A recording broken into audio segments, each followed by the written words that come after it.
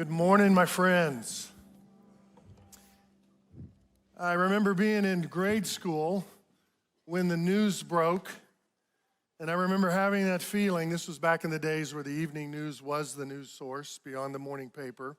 And I remember having that feeling that it seemed to be all over the news and only over the news all the time, every time. And it was simply this: a petty burglary had happened in a series of buildings, a complex known as the Watergate in Washington, D.C. 5 burglars were arrested for breaking into the office of the Democratic National Committee. Really, they were doing what you and I would now call in our day petty crimes. They were wiretapping, and they were looking for documents to steal. But then it was found that those burglars were hired by the committee to re-elect the president. The crimes that were relatively minor, probably wouldn't make a hot take on today's newsfeed, began to grow because the president began to cover up. He started to thwart the FBI and deny returning over evidence and began to lie. In fact, the phrase that you now hear in today's world actually came from this little burglary. The cover-up is worse than the crime. So President Nixon continued to thwart the investigation and cover it up until for 2 years the news cycle was so heavy that on August 1974, President Nixon resigned in shame, being the only sitting U.S. president to ever have to walk away from his job. And then the word Watergate, it became synonymous with every scandal. In fact, you haven't lived too long without knowing that the word gate is put at the end of every noun to turn it into a scandal. Not just politics, sports, Deflategate, right? That was kind of a nothing that became a something because of the cover-up. How about Spygate? No, not 1, not 2, number 3, number 4 was the worst. And there will be a Spygate even that goes beyond that. Even in the sports world, we toss the world around. The cover-up, worse than the crime. Well, here we are in this little series on the life of David. And in our timeline, in 2 Samuel chapter 11, David is about 49 years old. Now, up to this time, he's had an exemplary life in doing 2 things: in following Yahweh and leading his people. In fact, it's 2 Samuel chapter 5, I think it's verse 12, that says, "And David realized himself that the Lord had established him on the throne, and the Lord had built up his kingdom because of the sake, or for the sake of the good of the people Israel." So David meant he got up every day and he went to work as king, knowing 2 things. He was going to follow Yahweh and serve his people. And that he did for decades, until 2 Samuel chapter 11, verse 1, where we pick up his story.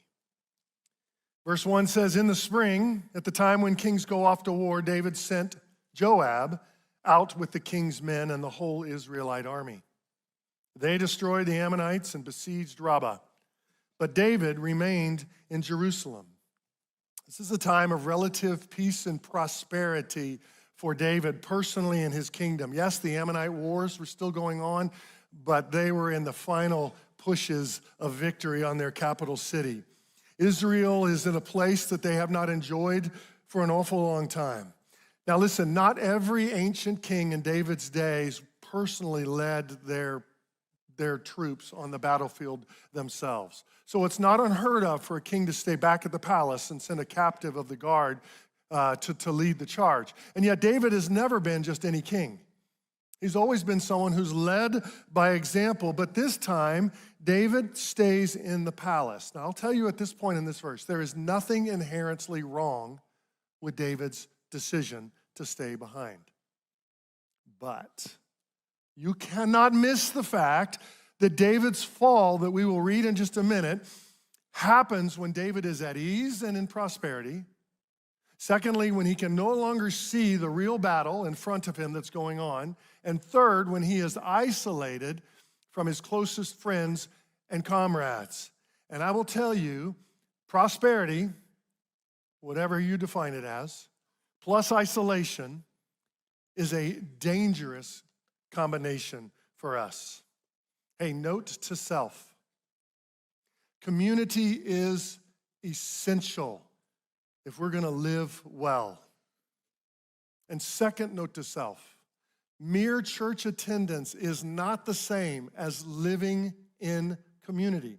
Mere church attendance is almost like being a fish. It puts you in the same pond with those living in community. But you need to school up with those who are swimming in the same direction. I need to live close enough in relationship with people who can see me, who know me, and who can help remind me of where the real battle lies. Because without that, we are set up for failure. See, in verse 1, David has not sinned yet, but he is set up for it.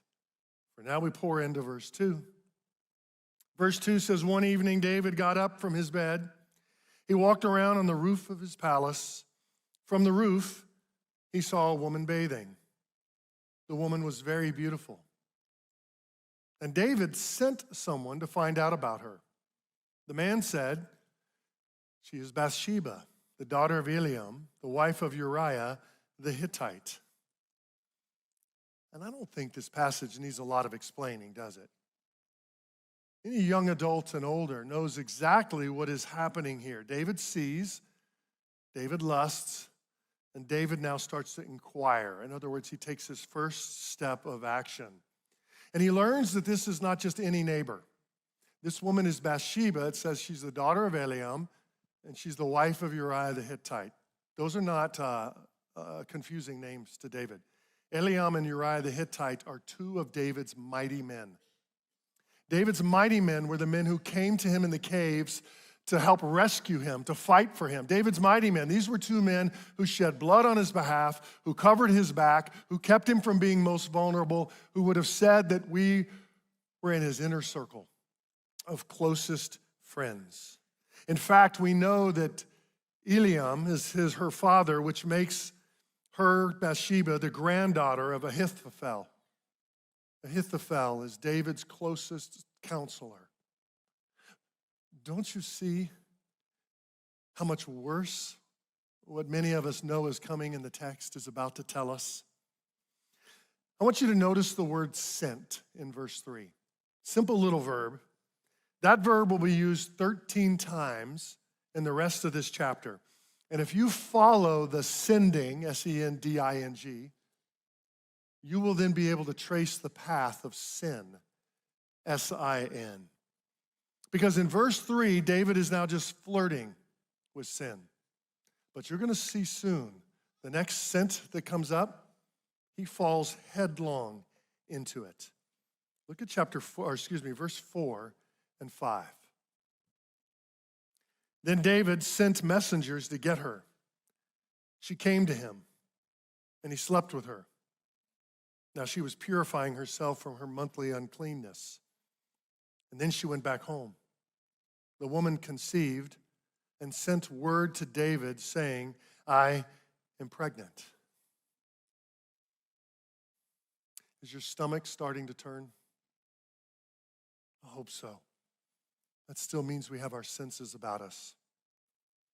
David sent for Bathsheba, sleeps with her, and sends her back home. You see, he was not looking for a wife. He was looking for a conquest. And that should have happened on a battlefield, not in his bedroom.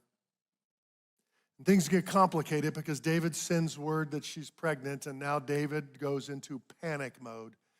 And his only passion at this moment is to cover up the crime. And the cover up, well, it's awful. In fact, we're going to read straight through the rest of the passage. I won't make any commentary on it. I won't do any teaching because I want us just to feel the weight of the story that comes to us. It picks up in the next verse, verse 6. So David sent this word to Joab, send me Uriah the Hittite. And Joab sent him to David.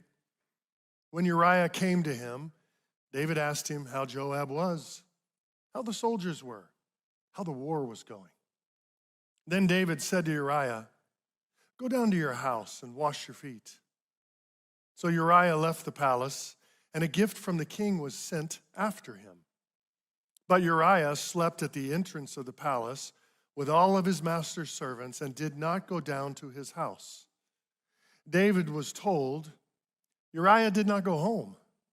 So he asked Uriah, haven't you just come from a military campaign? Why didn't you go home? Uriah said to David, the ark and Israel and Judah are staying in tents, and my commander Joab and my Lord's men are camped in the open country. How could I go to my house and eat and drink and make love to my wife? As surely as you live, I will not do such a thing. Then David said to him, well, stay here one more day, and tomorrow I will send you back. So Uriah remained in Jerusalem that day and the next. At David's invitation, he ate and drank with him, and David made him drunk. But in the evening, Uriah went out to sleep on his mat among his master's servants, and he did not go home. In the morning, David wrote a letter to Joab and sent it with Uriah. In it, he wrote, put Uriah out in front where the fighting is fiercest. Then withdraw from him so that he will be struck down and die. So while Joab had the city under siege, he put Uriah at a place where he knew the strongest defenders were.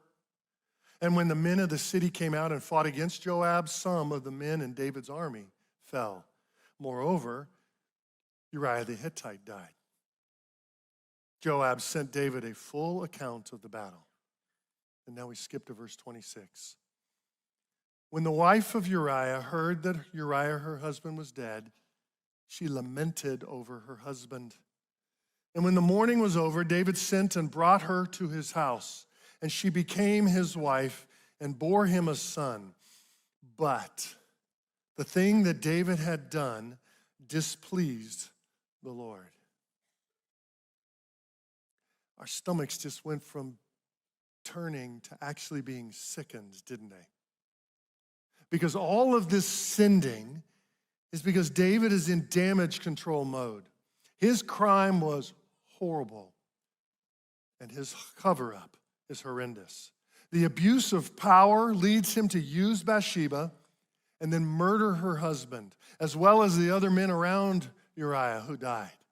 And even in the verses we didn't read that we skipped there, David is telling his messenger who's worried that this battle strategy was so foolish and the king would be angry. David's words are so cavalier. He says, hey, don't you worry about that. War has its costs, and men will come and men will go. This is David. He thinks his cover-up is working. But the chapter closes with a line that says, the thing that David did displeased the Lord. Literally, it says, what David did was evil in God's sight. It's easy to see that it's evil. In fact, I actually don't need a sermon selling me on the obvious nature of David's sin. You know what I need a sermon about? I need to know how it happened. Because if David is a man after God's own heart and he fell this way, oh my, how about me? How about you?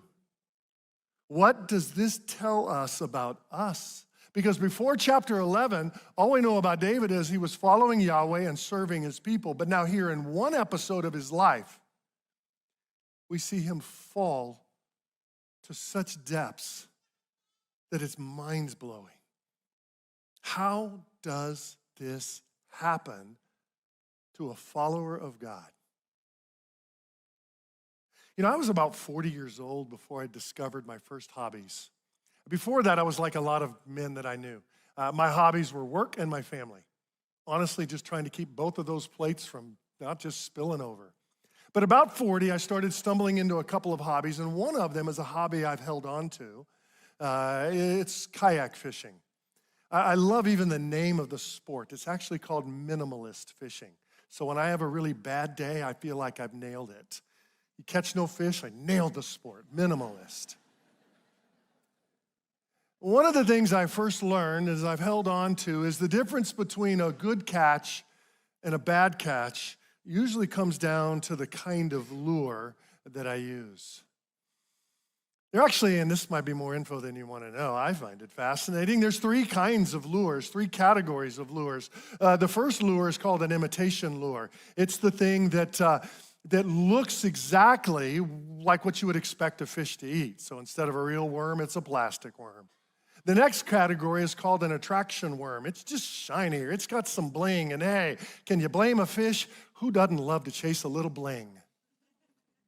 And then the third category of lure is called a chaos lure.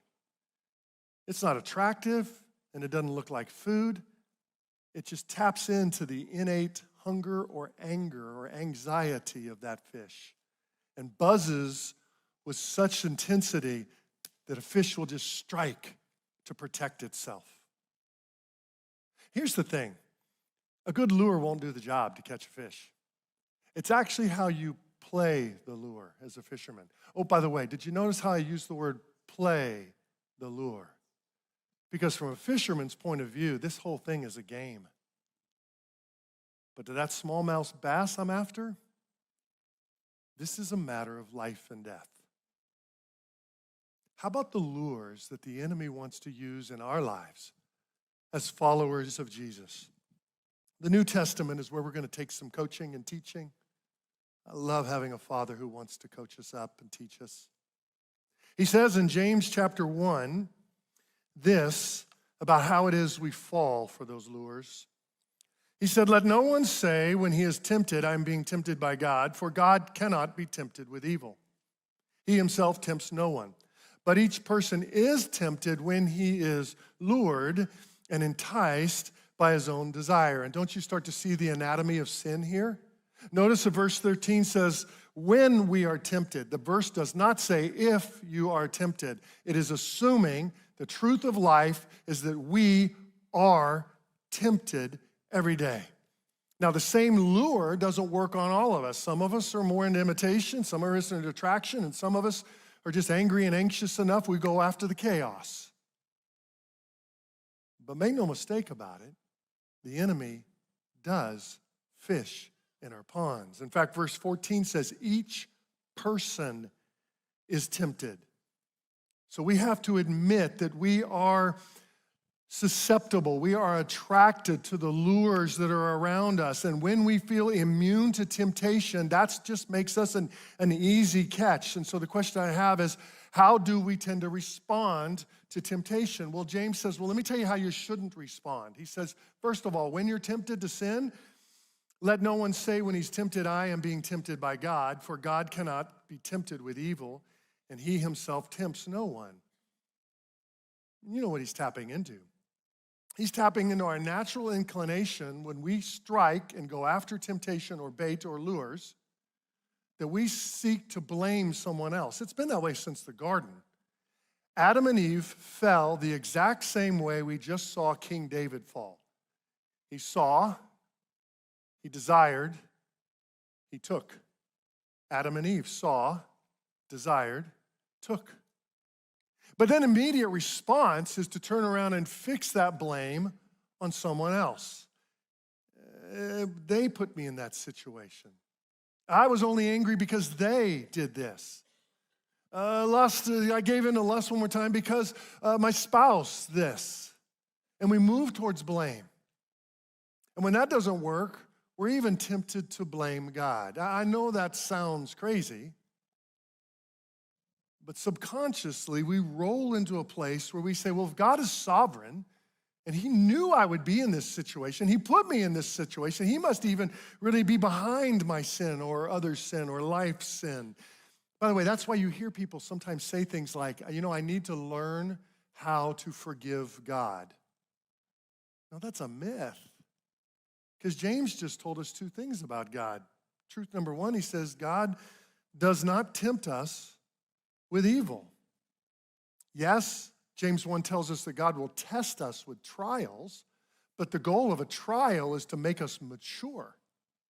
The goal of temptation is to make us fall. And that's not a strategy the Heavenly Father ever uses with his kids. No, God's not behind this. Secondly, James tells us that God cannot be tempted by evil. In other words, God doesn't even find the lure attractive.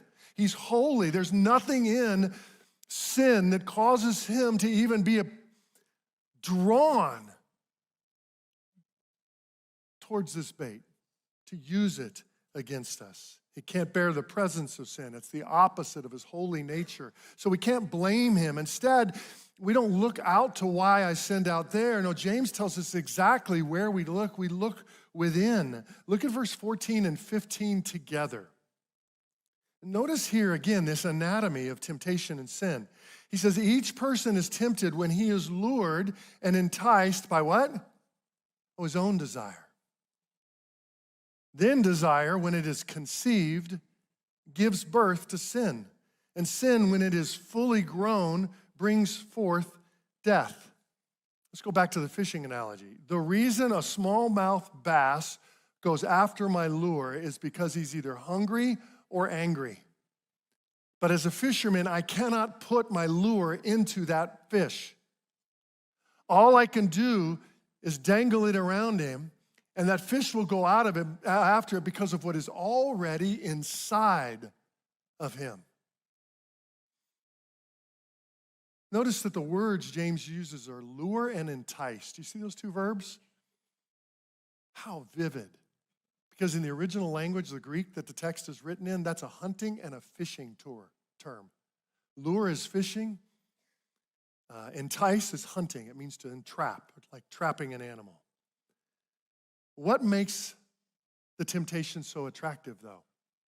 Well, clearly, James says it's our own desires. And when my desire yields to the temptation, keep it in the fishing analogy, when my desire strikes and takes the bait, that's when it becomes sin. It becomes sin only when we strike or make the decision to strike. So the desire, for example, for food is a good thing, right?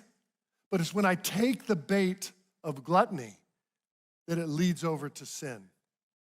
Or my desire for rest is a good thing. But when I go after the lure of sloth or laziness, that's when it becomes sin. Or our desire for sexual intimacy. That is a good and God-built thing. But when we strike at the lure of adultery or premarital sex or pornography, that's when it becomes sin. The sin is not the desire. The sin is the decision to move out on that. See, James is really saying it like this. Our own internal desire then finds a temptation or bait. And then that bait, when we match it to a decision to go after it, that's when it becomes sin. And spiritual battle, I believe, happens at the very first moment we see the bait. That's what it did for King David. At the moment he was on the palace, nothing wrong with him taking a stroll on his own palace terrace. But at the moment he looked and saw his neighbor bathing, he knew he was in spiritual battle. We must ask, anytime we see the lure or anytime we see the bait, the temptation, simply one of two questions. Is this God-given food, or is this bait with a hook in it that is meant for my destruction? And when we go after that decision to take that bait, that's the moment it becomes sin. And James here says sin, well, it's never the end game. Sin is actually just the delivery vehicle. The end game is death. Sin, he says, births a really ugly baby. And the baby it births is death. Death is a separation from life, and spiritual death is a separation from our God, who is our life. What we notice there, though, is that sin has a cycle to it. Yeah, there might be some things in our desires that get stimulated by deception or bait. When we choose to go after that and yield to that deception and strike the bait, that's when it becomes sin. But the reason I didn't draw this one linearly, I drew it as a cycle, is because once that sin happens, it tends to start shaping my desires. I go after a dark bait, well, then I fall. And then I find my own desires become even darker. And that begins to set us up to be more tempted towards the bait, fall more easily into the decision to yield to it, the sin begins to produce darker desires, and the cycle continues. And this is how you explain habitual sin. This is how you explain addiction, and this is how you explain even strongholds spiritually that the enemy can set up and use against us. This is what God did, what the enemy did in David's life. All sin follows the same pattern. What do you do this morning if you are stuck in the pattern? What if you're the one online tuning in to get a little church from a distance, or maybe because you have to be at home this morning, and God puts this cycle in front of you and you see not only theology anymore, but you see your biography, your story.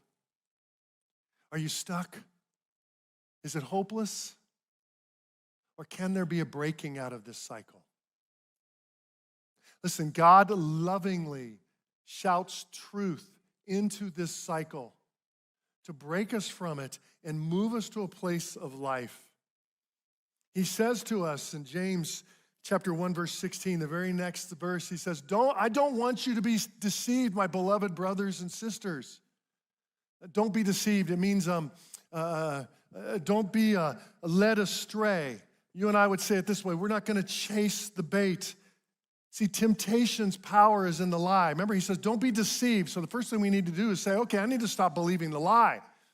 The lie is, number one, I'm stuck in this cycle and there's nothing I can ever do about it. This is my story. I just need to live like a covered up, respectable Christian for the rest of my life.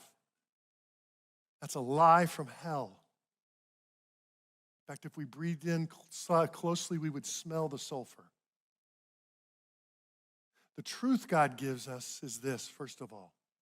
Learn to call the bait what it is. It's bait, it's not food.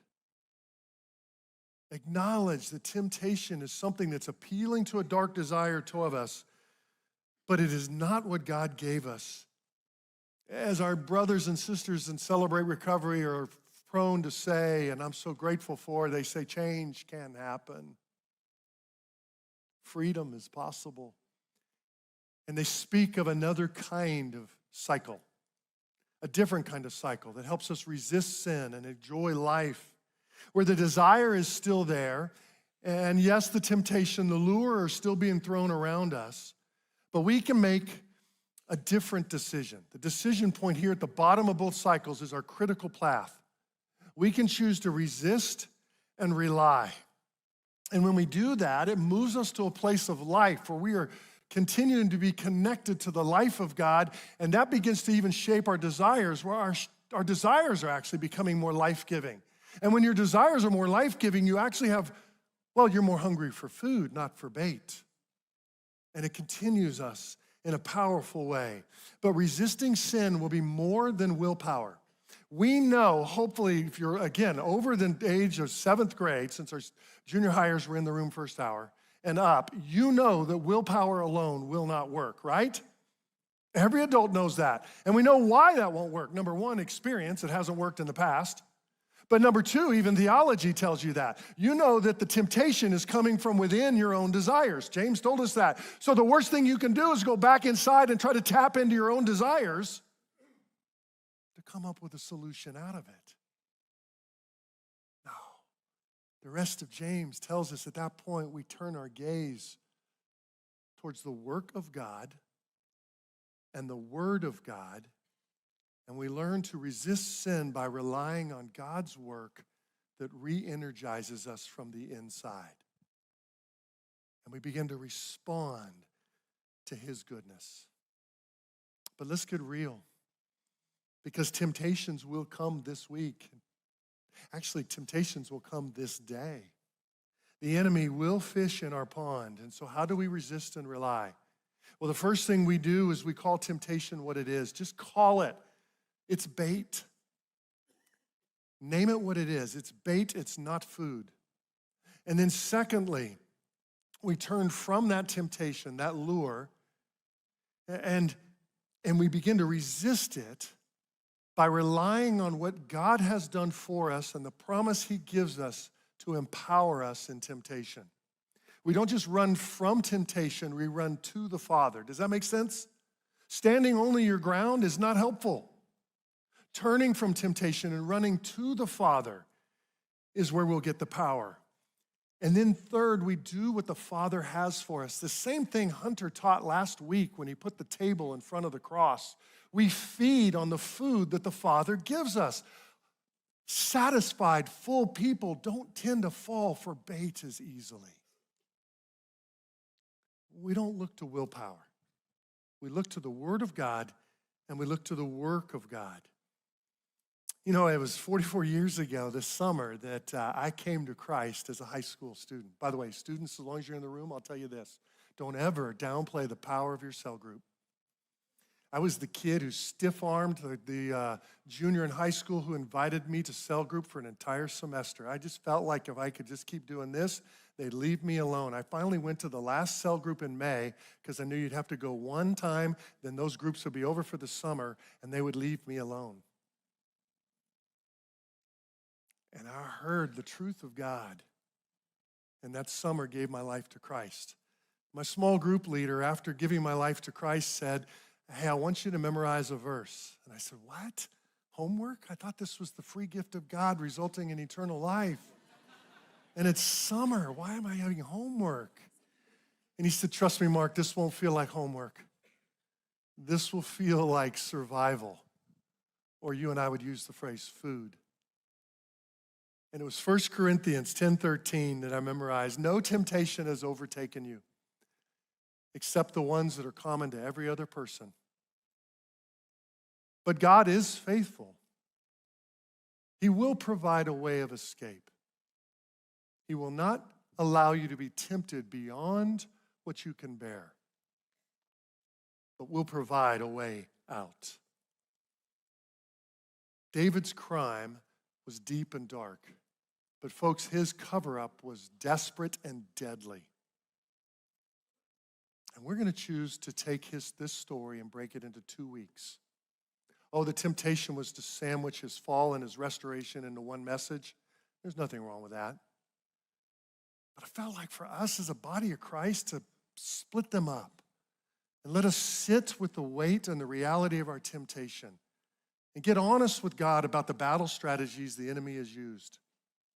And then next week to look at the grace of God and the restoration that he gives. It is one story, but would we be courageous and humble enough to sit in part A of the story first and really understand maybe where some of us are pretty stuck and the way out to life?